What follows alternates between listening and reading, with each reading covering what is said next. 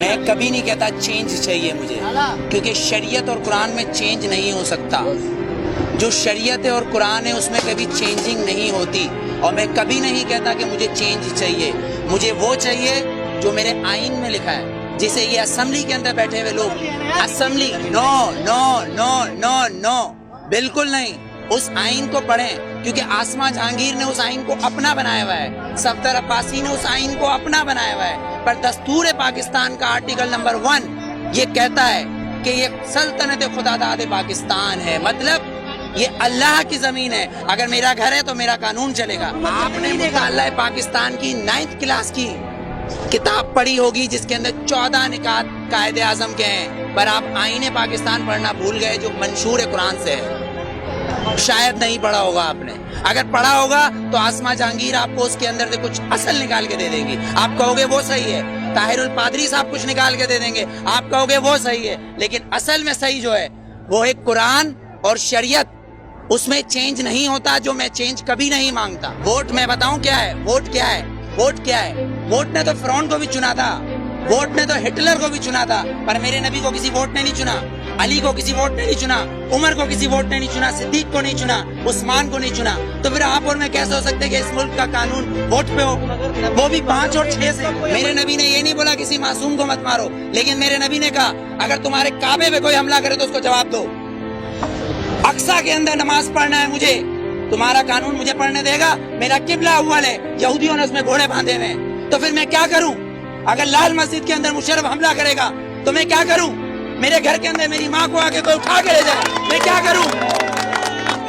میرا قانون اس کی اجازت دیتا ہے، میرا قانون اس کی اجازت دیتا ہے۔ آرٹیکل 63 اور 62، آرٹیکل 63 اور 62 اس بات کی اجازت دیتا ہے کہ چیف جسٹس کو بھی چیک کرو، چیف جسٹس کو بھی چیک کرو۔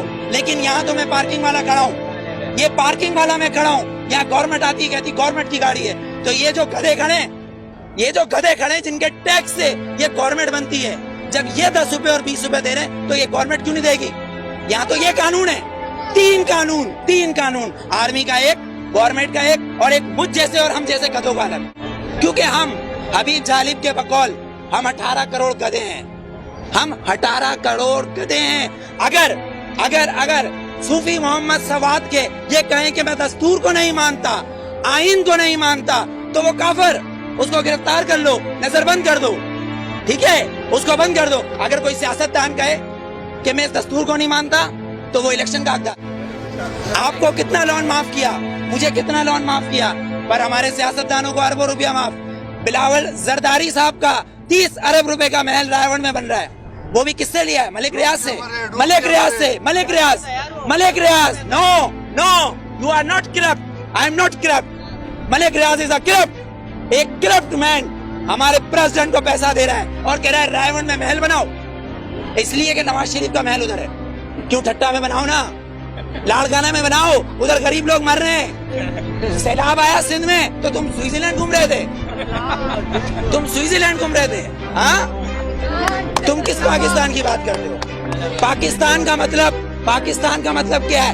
پاکستان، فارسی میں استان کو کہتے ہیں شہر، اور پاک ہے پہلا کلمہ طیب مانے پاک، اور طیبہ کا مطلب مدینہ ثانی ہے۔ یہ سن لے یہ یہودی حکمران جن کی ڈورے صرف واشنگٹن اور نیو یارک سے چلتی ہے، لندن سے ہلتی ہے، کسی کی پشاور، کوئٹہ، پنڈی یا کراچی سے ڈورے نہیں ہلتی، ان کی امریکہ سے ڈورے ہلتی ہے۔ جس دن ان کی کعبے سے ڈورے ہلیں گی اس دن ووٹ دوں گا، ورنہ بائیکاٹ۔ ووٹ میں بتاؤں کیا ہے، ووٹ کیا ہے، ووٹ کیا ہے؟ ووٹ نے تو فرعون کو بھی چنا تھا، ووٹ نے تو ہٹلر کو بھی چنا تھا، پر میرے نبی کو کسی ووٹ نے نہیں چنا، علی کو کسی ووٹ نے نہیں چنا، عمر کو کسی ووٹ نے نہیں چنا، صدیق کو نہیں چنا، عثمان کو نہیں چنا۔ تو پھر آپ اور میں کیسے ہو سکتے کہ اس ملک کا قانون ووٹ پہ ہو؟